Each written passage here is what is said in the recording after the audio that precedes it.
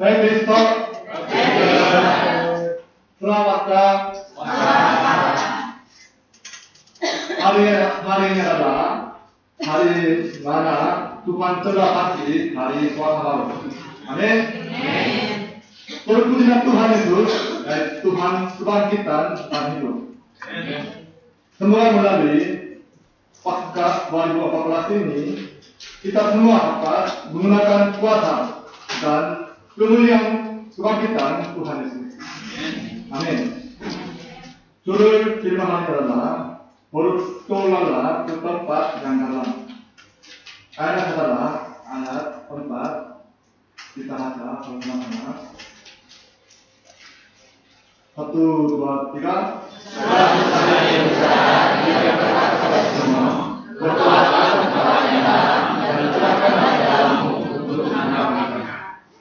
Mari kita kalau Bapa yang berkata dan surga, puji dan syukur dan menyatakan kepada ya Tuhan, karena Engkau telah membangkitkan Tuhan Yesus dari kuasa maut, sehingga Engkau akan membangkitkan kami juga dari kuasa maut. Tolong kuatkan hati kami dan iman kami, agar kami senantiasa memegang firman ini, Tuhan Yesus ini, sehingga kami dapat menjalani hidup yang kemenangan. Tolong kuatkanlah kami semua ini, agar kami dapat mendengarkan firman-Mu dalam khotbah ini, sehingga kami memasuki ke dalam dunia Yesus secara pribadi, sehingga kami dapat dipakai dalam karya Engkau sebagai penerang berkat. Tolong ampunilah kami dalam Yesus. Terima kasih Tuhan. Kami berdoa di dalam nama Tuhan Yesus. Amin. Firman hari ini adalah bagaimana Yesus mengundang nelayan Simon ke tempat yang dalam memanggil dia dari kendala ikan menjadi kendala manusia. Simon Petrus adalah orang biasa yang menjalani hidup dengan mengutamakan tempat kerja dan keluarga. Dia hanya menjalani ikan-ikan di Danau Genesaret untuk mencari nafkah hidup tiap hari. Tetapi ketika dia bertemu dengan Yesus dan mengikuti firman-Nya, dia mengalami kuasa Yesus secara pribadi dan kehidupannya pun diubah secara total. Tuhan Yesus membuat Simon menjadi pendala manusia yang sungguh luar biasa. Siapakah Tuhan Yesus ini? Semoga melalui firman hari ini kita pun dapat bertolak ke dunia firman Yesus yang sangat dalam, lalu mengenal Yesus secara pribadi dan lebih dalam lagi, sehingga dibangkitkan sebagai pendala manusia yang hebat dan mampu menyelamatkan jiwa-jiwa dunia ini. Amin. Bagian pertama, bertolaklah ke tempat yang dalam. Ayat 1 sampai 9. Lihat ayat 1. Pada suatu kali, Yesus berdiri di pantai Danau Genesaret. Dikatakan bahwa Danau Genesaret adalah panjangnya kira-kira 20 km, yaitu dari utara ke selatan. Dan lebarnya kira-kira 13 km, yaitu dari barat ke timur. Dalamnya rata-rata 26 meter, dan tempat yang paling dalamnya 43 meter. Apakah lebih luas dan dalam dibandingkan Danau Uli? Atau dengan Danau Toba? Bagaimanapun, karena Danau Genesaret begitu luas, danau ini sering disebut juga Laut Galilea atau Laut Tiberias. Air danau ini sangat terkenal, yaitu airnya begitu segar, sebab ditambah terus dari Gunung Hermon, sehingga ada banyak ikan yang besar dan enak. Karena itu, di danau ini ada banyak nelayan-nelayan yang mencari nafkah, termasuk Simon Petrus, Yakub, dan Yohanes. Yesus berdiri di pantai danau ini, Mungkin Tuhan Yesus sedang ke tempat itu untuk mengunjungi Simon dan teman-temannya. Karena Yesus tak tahu mereka tak dapat menangkap ikan apapun tadi malam. Tetapi melihat Yesus, orang-orang banyak berbondong-bondong lalu mengulungi Yesus untuk hendak mendengarkan firman Allah. Orangnya begitu banyak dan mendesak terus sampai Tuhan Yesus hampir tenggelam ke dalam air. Lihat ayat 3. Yesus melihat dua perahu di tepi pantai, lalu Yesus minta tolong kepada Petrus untuk naik ke dalam perahu. Tuhan Yesus menyuruh dia supaya mengelakkan perahunya sedikit jauh dari air. Petrus pun menuruti permintaan Yesus. Jadi Yesus duduk dan mengajari orang banyak dari atas perahu Petrus. Dan Petrus pun terpaksa mendengar firman Yesus dari paling dekat. Yesus berfirman dengan judul, "Bertolaklah ke tempat yang dalam." Banyak orang mendengar firman Yesus ini, lalu mereka menikmati firman Yesus yang sungguh luar biasa. Wah, firman-Nya sangat indah dan cocok bagi saya. Memang Yesus sudah sungguh hebat. Tetapi sayang sekali, respon mereka hanya begitu saja. Tidak ada pelaksanaan untuk mengikuti firman-Nya, hanya suka menikmati firman. Karena itu Tuhan Yesus ini menunjukkan kepada orang-orang di pantai bagaimana mereka bisa masuk ke tempat yang dalam, yaitu dunia firman Yesus dan dunia rohani yang mereka belum kenal. Ia adalah mari kita baca bersama-sama sekali lagi. 1, 2, 3. Setelah selesai berbicara, ia berkata kepada semua, "Bertolaklah ke tempat yang dalam dan serahkanlah padamu untuk menangkap ikan."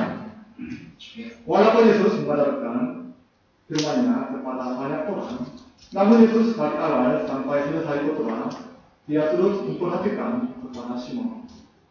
Setelah selesai khotbah, Yesus berkata kepada Simon, "Bertolaklah ke tempat yang dalam." Saudara-saudara, selama ini Simon setiap hari menebar jalannya di tempat yang sangkal untuk menangkap ikan. Memang menurut logika, pengetahuan, dan pengalaman Petrus, disitulah bisa terdapat banyak ikan. Apakah saudara-saudara pernah melihat orang menangkap ikan dengan menebar jalannya? Pernah? Saya juga pernah melihat di Sungai Ciliwung di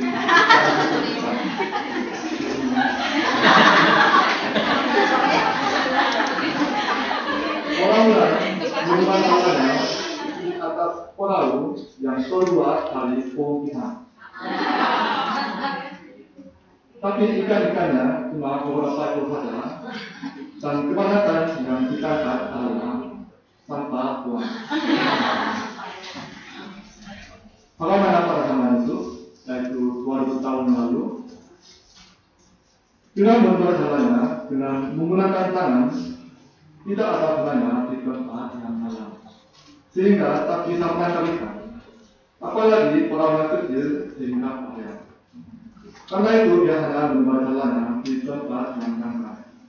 Ini menjadi suatu pengetahuan biasa bagi mereka. Karena itu selama ini mereka menebar jalannya di tempat yang dangkal pada terus. Mereka hanya menjalani hidup di dunia pengalaman dan logika mereka. Ketika Yesus melihat mereka ini sama seperti anak-anak yang bermain di tepi air yang dangkal. Yesus ingin mengundang mereka ke tempat yang dalam. Yesus ingin membimbing Simon ke dunia firman yang dalam. Dengan melalui kekuatan firman, Yesus ingin membuat mata rohaninya terbuka atas dunia rohani, dunia iman, dan dunia firman. Kemudian Tuhan Yesus ingin membimbing dia ke dunia Yesus yang belum pernah dia kenal. Jika mau ke tempat yang dalam, dia harus bertayun hanya. Tetapi kasihan, Simon pada malam bekerja keras melawan kelaparan dan kedinginan, sehingga sangat capek. Tanpa masuk di jalanan untuk pulang, pasti tidak mau mengotori jalan yang sudah dibersihkan. Dia cepat pulang ke rumahnya, lalu mau istirahat sama dengan Petra, yaitu istri kekasihnya. Apalagi dia adalah yang hebat di malam hari, sudah kecil sampai sekarang dia terus menjalankan profesi sebagai nelayan. Tetapi Yesus hanya tukang kayu hari hari. Sehingga Petrus dapat mengatakan Yesus dengan berkata, mungkin kau tidak tahu dalam hari ini, Yesus, aku yang lebih tahu dalam hal menangkap ikan. Karena gengsinya bisa mungkin. Karena itu, pastinya Simon sangat susah untuk menerima usul Yesus ini. Tetapi, bagaimana jawab Simon atas firman Yesus ini? Ia keyakinan. Mari kita katakan bersama-sama kalimat 1, 2, 3. Simon menjawab, Guru berkata sepanjang malam akan bekerja keras, bahkan tidak menangkap apa-apa. Tetapi karena engkau menurunnya, aku akan berpindah. Wah, luar biasa. Dengan kasih logikanya sendiri, kecapean dan gengsinya, Simon mampu menerima usul Yesus. Dia mengakui keterbatasan diri sendiri, lalu mau mengikuti firman-Nya. Barangkali sambil mendengar firman Yesus dari Petra, hatinya dibukakan oleh firman yang tadi barusan disampaikan oleh Tuhan. Bagaimanapun, melalui ayat 5 ini kita bisa melihat dua macam cara kerja bagi manusia. Yang satu adalah bekerja dengan keras dengan bersandar pada diri sendiri. Yang satu lagi adalah bekerja dengan bersandar pada firman-Nya. Simon dan teman-temannya telah bekerja keras semalaman untuk mereka terus menjaga dan menjaga lagi dengan begitu setia sesuai dengan pengalaman dan pengetahuannya. Mereka menjaga bukan 1-2 kali, tetapi puluhan kali atau ratusan kali untuk menangkap. Mereka coba menjaga di tempat yang biasanya menangkap ikan banyak, tapi tidak ada ikan. Coba-coba menjala di tempat-tempat baru yang biasanya tidak menjala juga, tetapi tidak ada juga. Mereka terus coba menjala sebisa mungkin sepanjang malam. Mereka tidak menyerah, tetapi begitu bekerja keras sepanjang malam. Tetapi sampai menjadi pagi pun, seekor ikan pun tidak tertangkap. Sungguh kasihan. Hanya tinggal saja jala yang kosong dan kosong. Mereka sungguh sangat putus asa. Tetapi sekarang Simon mau menjaga dengan bersandar pada firman Yesus. Simon bersandar kepada firman Yesus daripada pengalaman dan pengetahuannya sendiri. Itulah revolusi dari prinsip cara mengambil keputusan. Selama ini mereka begitu bekerja keras dengan cara kehidupan mereka masing-masing, tetapi mulai menjalani hidup bersandar kepada firman Yesus, bertolak ke tempat yang dalam. Bagi Simon, firman Yesus ini menjadi sebuah kejutan besar. Simon merasa dunia baru terbuka pada dirinya sendiri. Seketika mendengar firman Yesus ini, sehingga ia mau ikut firman Yesus. Tetapi karena engkau dunia, dia meletakkan pikiran sendiri, pengalaman sendiri, dan gengsinya sendiri. Dia hanya mau taat kepada firman Yesus secara langsung. Itulah kunci rahasia untuk memasuki dunia alam, yaitu dunia firman Allah. Amin. Jika begitu, berapa dalamnya dunia yang dialami Simon, yaitu dunia yang tidak masuk oleh Yesus dengan ketaatan? Ketika Simon mengeluarkan jalannya sesuai dengan firman Yesus, apa yang terjadi? Tadi malam, ikan-ikan begitu pintar untuk menghindari salah itu tanpa berlari-lari sambil mengejek mengumpul mainkan Simon. Kasihan dong. Tapi sekarang ikan-ikan itu seperti ikan baru panggilan. Mereka mulai berlomba-lomba untuk berkumpul seperti diving, yaitu penenangan ke dalam semut. Dalam sekedar mata, jalannya dipenuhi oleh ikan-ikan yang besar, sehingga jalannya mulai koyak. Simon memanggil teman-temannya secara terburu-buru. Hei, Jakobus, Yohan, tolong bantu, tolong angkat jalan ini.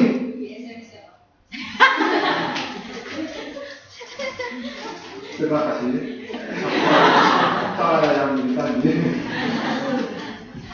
Mereka mengangkat sejumlah besar ikan sama-sama, lalu membagikan ikan-ikan itu dua peroleh.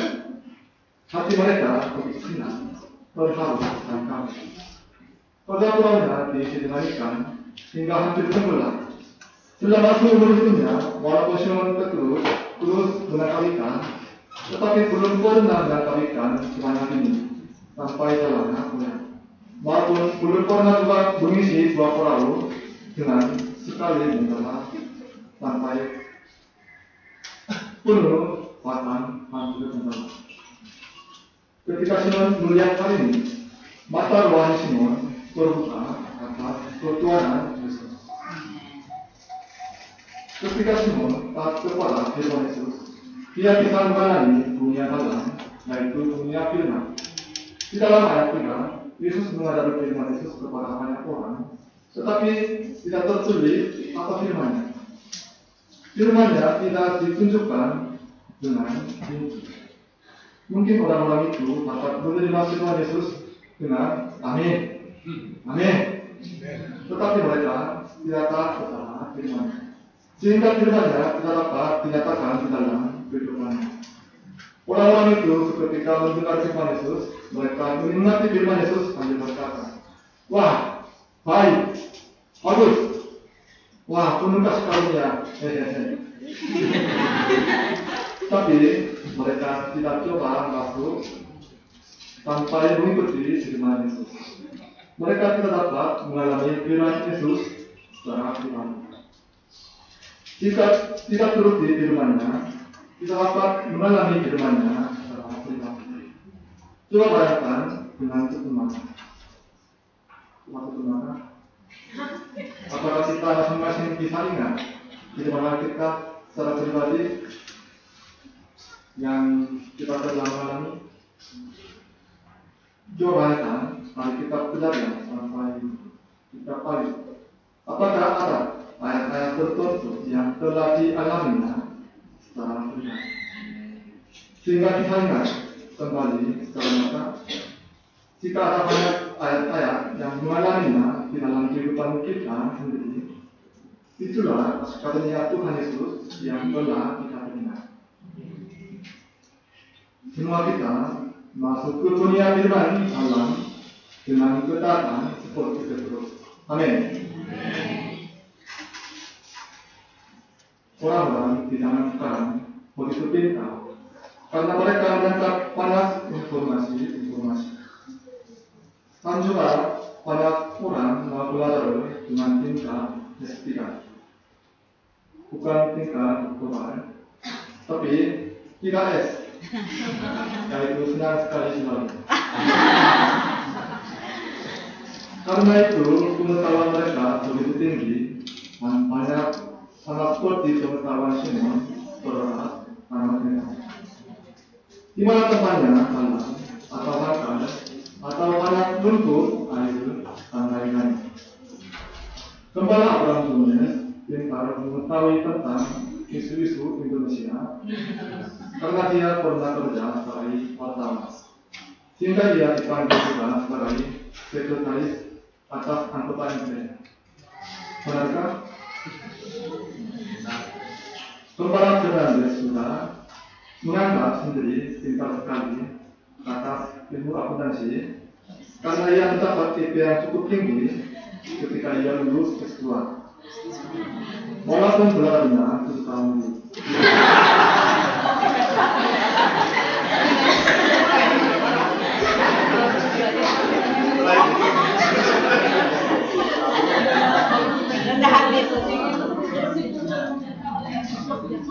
Kita masing-masing juga menganggap diri pintar atas kehidupan diri sendiri karena punya jurusan masing-masing, lalu menganggapkan diri sendiri sebagai ahli dari jurusan masing-masing. Sehingga ada orang, yaitu ketika mendengar khotbah, jika firman tersebut sesuai dengan penilaian dan pengetahuan mereka mau menerima. Tetapi jika bisa cocok, mereka menolak. Orang-orang seperti ini menjalani hidup dengan lazim, tetapi dengan bersandar pada pikiran dan pengalaman diri sendiri. Tapi ketika mereka meninggal dunia, mereka menyesal karena tidak ada hasil kehidupan. Tetapi kehidupan yang bersandar kepada firman Yesus kelihatannya bodoh, tetapi akhirnya mendapat kemenangan. Amin. Kehidupan taat kepada firman-Nya kelihatannya bodoh dan sempur, tetapi sebenarnya orang yang paling bijaksana. Hidup yang bersandar kepada firman-Nya adalah hidup yang sukses dan hidup yang berkah. Ketika kita ingin mengenal Yesus secara pribadi, kita harus bersandar kepada firman-Nya, lalu menantang keterbatasan diri sendiri. Pada hal itu kita mengalami rahasia iman yang mengatasi keterbatasan kita. Ketika Simon bersandar pada firman Yesus, lalu menjelat kalimatnya, bisa menangkap ikan-ikan yang sampai suatu lalu tenggelam. Petrus dapat menangkap anak ikan dengan mencari firman Allah. Apa yang dapat kita ketahui dari fakta ini? Jawabannya adalah hikmat Yesus begitu unggul sehingga hikmat dan pengetahuan Simon dengan tidak bisa tandingi. Apakah hikmat manusia bisa capai hikmat Allah? Kitab Amsal pasal 25 ayat 3 berbunyi, seperti tingginya langit dan dalamnya bumi, demikianlah hati raja-raja tidak tersuka. Raja atas segala raja, yaitu Allah, hatinya begitu tinggi dan begitu dalam, kita manusia tak bisa menduga hati Allah. Kitab Ayub pasal 38 ayat 16 juga berkata, engkaulah yang turun sampai ke sumber laut atau berjalan-jalan melalui dasar samudera raya. Walaupun Simon adalah ahli penjala ikan di sana saja, apakah dia sedang berjalan di bawah air laut?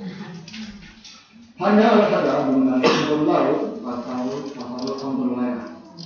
Oleh karena itu, hidup yang melepaskan pikiran diri sendiri, lalu turut kepada firman Tuhan, ialah hidup yang paling bijaksana. Ketika kita taat kepada firman Tuhan, Tuhan memberkati kita, lalu menuntun kita ke dunia Allah yang begitu luas dan dalam.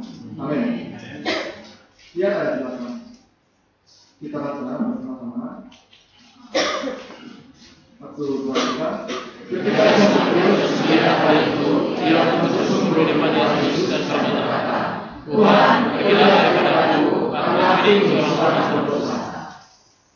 Ketika suatu lalu diisi penurunan ikan-ikan sampai bau tenggelam, mengamankan kebahagiaan dan kegembiraan mereka, mulut Simon terbuka sampai ke kuping. Seluruh bukanya tertutup dengan mulut. Wah,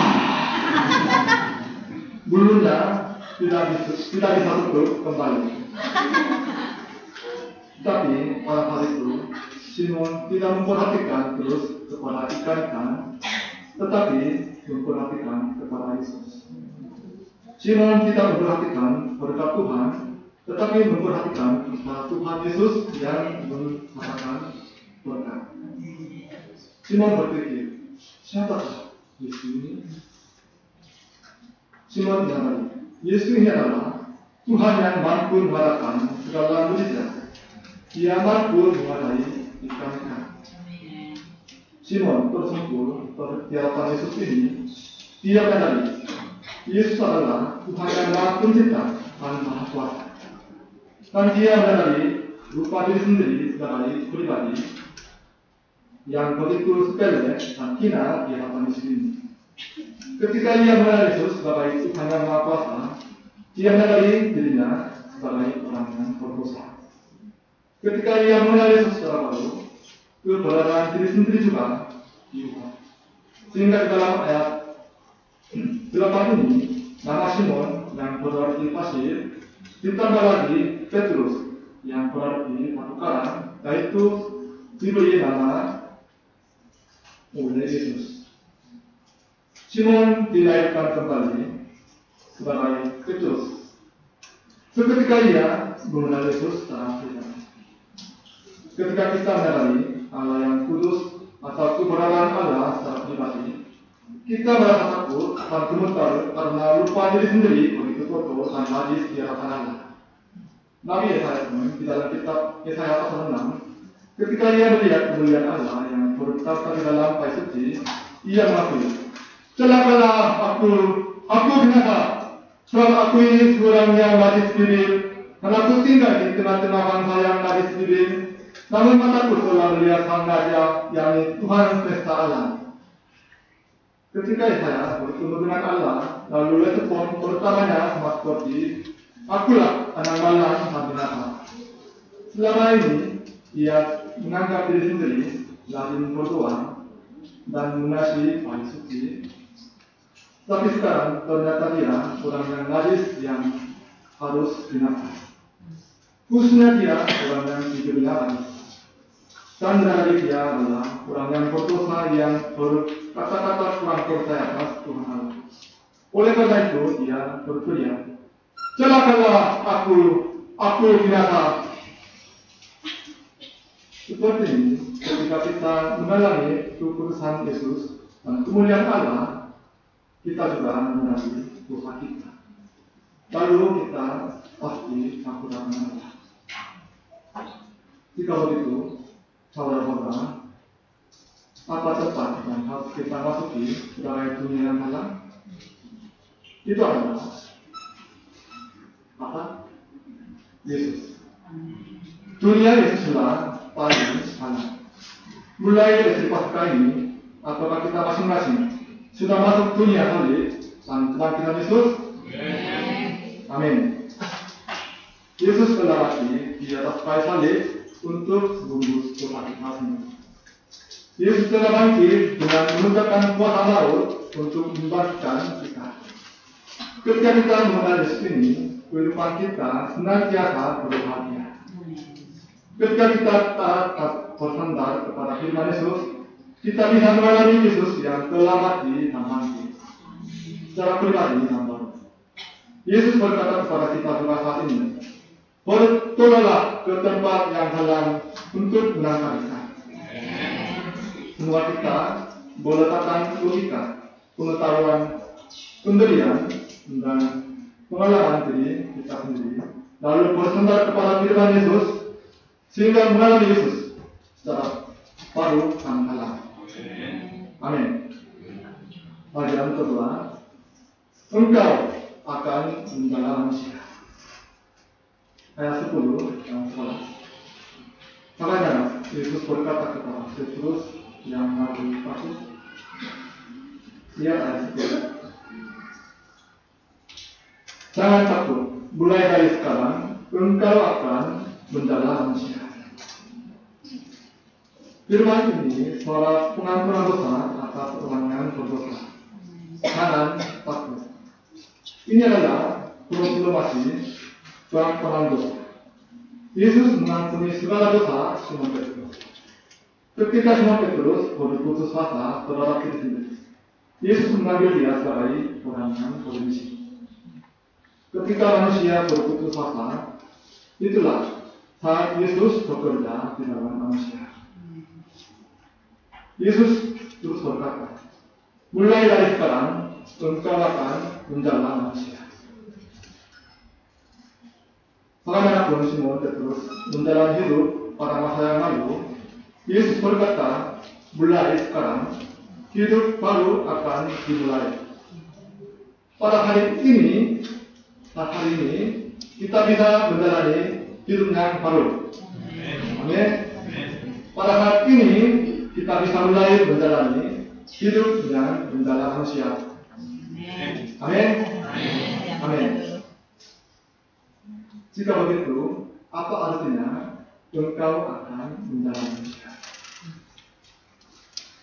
Firman ini berarti menyelamatkan orang dari laut mati, yaitu dunia yang dikuasai iblis. Firman ini berarti memberikan guling Yesus dengan menyelamatkan orang yang berdosa. Seperti kita ketahui, secara kapal feri di Korea sudah lewat 5 hari, tapi banyak jiwa, yaitu lebih 290 nyawa masih tenggelam di dalam laut. Tetapi selama ini, satu nyawa pun belum berhasil diselamatkan. Keluarga korbannya sedih dan panik, tetapi juga begitu rindu dan menaruh pengharapan terus sampai akhirnya. Padahal kemungkinan mereka masih hidup benar-benar tipis karena sudah hari Tuhan. Mereka begitu rindu yang korban itu masih hidup dan diselamatkan dengan menggunakan segala cara. Mereka begitu rindu orang ahli penelaran menyelamatkan nyawa yang mati tenggelamnya. Sama seperti ini, secara rohani banyak jiwa-jiwa kampus maupun pemuda-pemudi di sekitar kita lagi tenggelam di dalam laut mati dan dosa. Mereka akan mati dengan terapung-apung di dalam arus dosa. Siapakah mampu mendalam mereka ini? Kitalah yang mengenal Yesus. Kita yang telah menerima kasih karunia Yesus. Kitalah harus menolong dan menjaga mereka. Amin. Amin. Tetapi jangan gelisah dengan pertanyaan, bagaimana saya sanggup di sini? Karena Yesus akan bersama kita. Dan Yesus bekerja di hadapan kita. Kita hanya mengikuti Yesus saja. Coba lihat ayat 11. Kita baca bersama-sama. 1, 2, 3. Dan setelah mereka menjawab orang Tuhan, mereka pun meninggalkan segala sesuatu lalu mengikut Yesus. Simon Petrus meninggalkan segala sesuatu lalu mengikut Yesus. Ketika mengikut Yesus, Yesus menanggung kehidupan Simon Petrus dan menjadikan Simon Petrus sebagai penjala manusia. Karena itu, Petrus menjadi hamba Tuhan Yesus yang luar biasa. Lalu kita kait dalam karya keselamatan secara sederhana. Di dalam kitab para Rasul, Petrus membuat 3.000 orang, bahkan 5.000 orang bertobat secara sekali.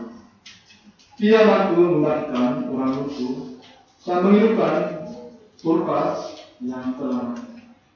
Dia menyelamatkan juga Cornelius, seorang perwira pasukan Roma, dan keluarganya. Akhirnya dia pergi ke Roma, lalu menginjili sehingga banyak orang seluruh dunia diselamatkan. Karena itu, Paulus di Roma menamakan diri sendiri sebagai murid Yesus. Untuk belajar Petrus ini, di dalam persekutuan kita juga ada yang punya nama Petrus atau Peter di seluruh dunia. Di Indonesia pun ada gembala Petrus. Petrus itu Petrus.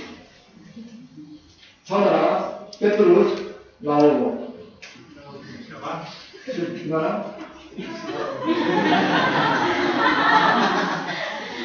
Langsung saudara.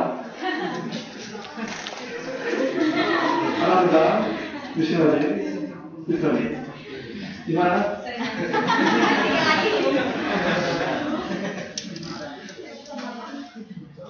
Kan lain-lain yang akan terjadi. Semua kita menyambut firman Yesus ini, yaitu jangan takut. Mulai dari sekarang, engkau akan mendalam manusia. lalu mengikuti Yesus secara pribadi. Pada hari itu, dapat dipakai dalam karya keselamatan, lalu menjalani hidup yang penuh kebahagiaan. Amin. Shalom. Nama saya Musaim, yang lahir pada tahun 1968. Saya sebelum mulai itu, saya hanya menjalani hidup seperti orang-orang biasa, tanpa mengenal Allah yang Maha Tinggi. Karena itu, kehidupan saya tidak ada tujuan hidup, sehingga menjalani hidup dengan setia hati untuk masa hidup. Tetapi ketika saya diundang dalam PA melalui pembalap UGM pada awal semester ketiga, yaitu pada tahun 1982. Sebelumnya, memang saya pernah coba baca Alkitab, tetapi saya selalu ngantuk karena kita Alkitabnya sama seperti sebuah bangun anak-anak. Dan akhirnya melempari Alkitab. Tetapi ketika saya diberi PA, mulai dari kitab Kejadian, saya menjadi heran. Saya bisa menyadari bahwa pencipta Tuhan saya. Sepertinya saya mengenali dunia baru. Hati saya penuh dengan sukacita. Saya merasa guru Alkitab begitu penting bagi pemuda-pemudi kampus di Korea. Saya ambil keputusan mau menjalani hidup sebagai guru Alkitab dan pembela. Saya begitu rajin melayani karya Injil di kampus saya. Dan akhirnya saya dikirim sebagai misionari ke Indonesia pada tahun 1998 bersama dengan saudara. Pada awal saya melayani karya Tuhan begitu rajin, walaupun bahaya kurang. Sebab tumbanya hanya datang secara berlimpah-limpah. Saya begitu senang dan bersemangat untuk melayani mereka. Tetapi semakin lama, semangat saya semakin turun. Karena saya tak berumur secara pribadi untuk mengikuti firman Tuhan Yesus. Tetapi saya memaksakan diri sendiri untuk melayani karya Tuhan. Karena itu, walaupun saya menjalan dengan setia dalam karya PA, tapi seringkali saya tidak dapat memperoleh hasilnya yang saya inginkan, lalu sering merasa putus asa yang tak rugi atas tahun-tahun yang telah lewat. Di kantor pun, tanggung jawab saya semakin berat tantangannya. Tetapi saya ingin diakui sebagai orang yang baik dan unggul dari orang lain. Sehingga hati saya terjebak dengan pikiran itu tanpa saya sadari. Oleh sebab itu, dalam hati saya dipenuhi dengan ketakutan. Karena itu, walaupun saya lagi bekerja, hati saya tidak bebas, melainkan seringkali menjadi kecelakaan. Sehingga selalu berasa capek dan lelah. Selama ini, kondisi kehidupan saya di Indonesia seperti inilah yang terus terjadi. Saya sepertinya Simon Petrus yang menjala lagi dengan begitu banyak dan capek-capek. Tapi hasilnya tidak begitu baik, karena selalu berada di tempat yang benar. Tetapi pada tahun kemarin, oleh kasih karunia Tuhan, saya mulai disadarkan oleh Tuhan apa masalahnya sedikit demi sedikit. Dan mulai firman tahun baru 2014, Tuhan memperingatkan lagi firman Kitab Yosua pada 1 ayat 9. Bukankah telah kuperintahkan kepadamu, kuatkan dan turutkanlah hatimu. Janganlah Petrus tanpa hati, sebab Tuhan Allahmu menyertai engkau kemanapun engkau pergi. Ketika saya tinggal di Korea, firman inilah yang saya selalu pegang ketika mencari dan mengunjungi lembaga kampus di Korea. Sehingga saya menaklukkan ketakutan di dalam hati saya dengan memegang firman ini. Tetapi di Indonesia saya lupa memegang firman ini. Karena itu hati saya dikuasai lagi ketakutan tanpa saya sadar. Tapi ketika mendengar firman ini, pada tahun baru 2014, Tuhan menunjukkan keadaan Tuhan saya, yaitu sedang terkurung oleh ketakutan. Karenanya, hati saya selalu mau diakui orang-orang di sekitar saya sebagai orang yang baik. Tetapi mulai saat itu, saya berusaha untuk taat kepada firman Tuhan. Dengan demikian, saya mulai dilepaskan dan bebas dari ketakutan dan pikiran tersebut. Sedikit-sedikit.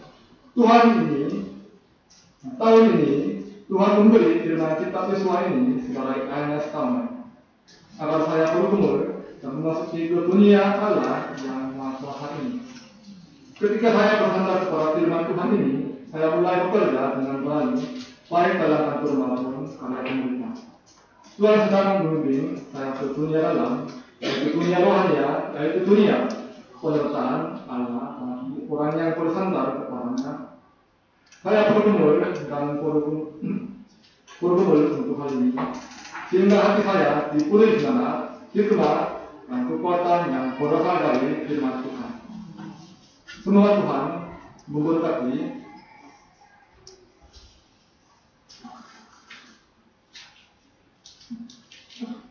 perjalanan Tuhan saya, agar saya pun bisa dipakai dalam karya pemuritan Yesus dengan sangat berharga buat Petrus. Amin. Sebagai kesimpulan, tempat yang dalam adalah Yesus. Yesus lebih luas daripada laut dan lebih dalam daripada laut. Kita harus semakin mengenal Yesus ini ketika kita bertemu Yesus yang mengampuni kita, keberadaan kita juga. Ketika kita bertemu Yesus yang memanggil kita sebagai penjaga manusia, kita bisa dipakai dalam karya keselamatan. Ketika kita taat kepada firman Yesus, kita bisa masuk dunia dalam, lalu kita dapat menjalani hidup penuh dengan kejutan dan sukacita. Amin. Saat ini Yesus berkata kepada kita, bertolaklah ke tempat yang dalam. Amin. Mari kita berdoa untuk sekali lagi.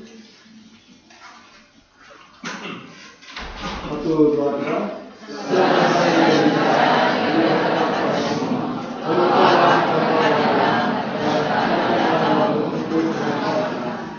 Allah Bapa yang Maha Kasih, terima kasih karena Engkau mengundang kami ke tempat yang berkenan, yaitu dunia Tuhan.